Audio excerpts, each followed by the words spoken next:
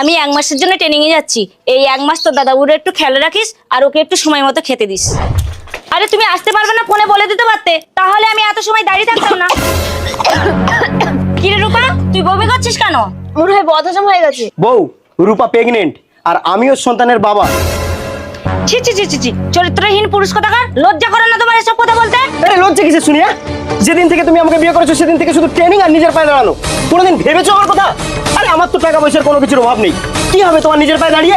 আরে এতই যদি নিজের পায়ে দাঁড়ানোর ইচ্ছা, তাহলে বিয়ের আগে দাঁড়াওনি কেন? ঠিক আছে, আজ থেকে আমি আর ট্রেনিং এ যাব না। তোমার যে চরিত্রটা অপবিত্র করেছো সেই চরিত্রটা তুমি পবিত্র করতে পারবে? দিদি, দাদাবাবু কখনোই অপবিত্র নয়। তার মানে তোমরা কি সব নাটক করছো আমার সাথে?